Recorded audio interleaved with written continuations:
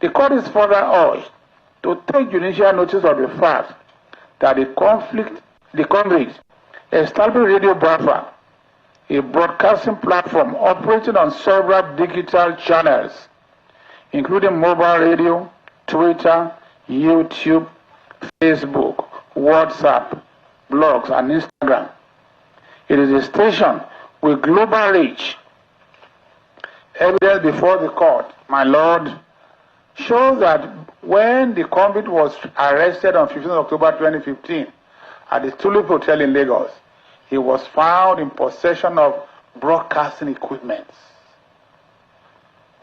The conduct of the defendant through online publications, live broadcasts, and social media communications constitute acts of incitement, encouragement, and provocation of terrorism as defined under the Act. It is the view of the prosecution, Lord, that without the instrumentality of the internet and social media platforms, the magnitude of destruction, division, and human losses recorded in southeastern states of Nigeria, including Lagos, would not have reached the level it attained.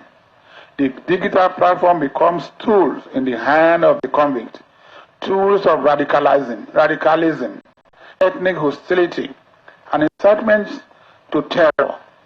Their amplified reach resulted in a coordinated transnational militarism or militarization of violence and destructions of public property across several states of Nigeria.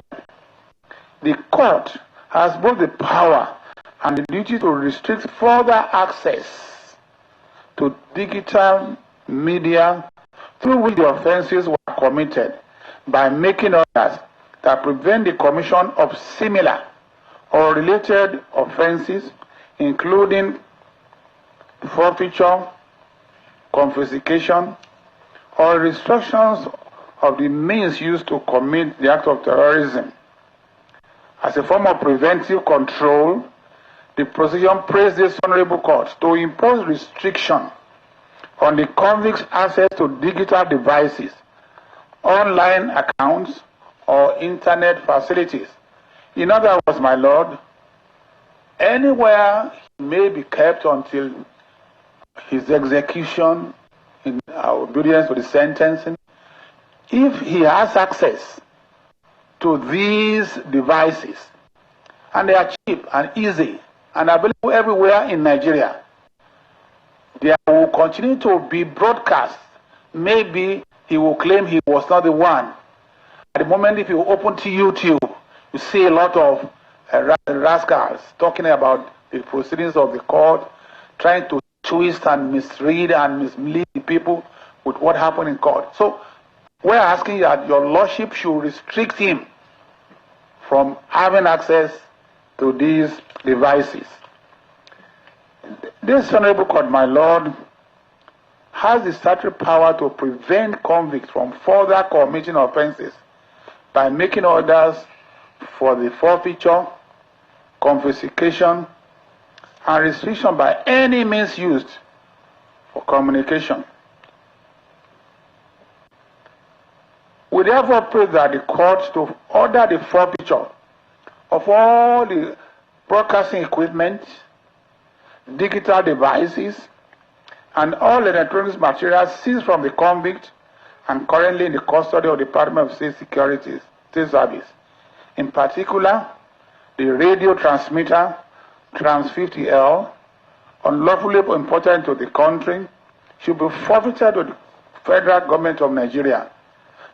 My lord, we want to say, sir, with all respect, that it might be argued that access to information, access to digital devices may be argued within the constitutional rights, but it's not absolute. So therefore, sir, if your lordships want to order his restriction, your lordship may give him a right to acquire any, but with the permission, with the authority of National Security Advisor and the Controller General of the correctional facility that he may be put. Therefore, my lord, it's not an absolute or free right for him to begin to acquire those digital devices that may encourage him to reenact or to begin to commit the same or similar offense under his right to freedom of speech. So we are saying, my Lord, that your Lordship should restrict it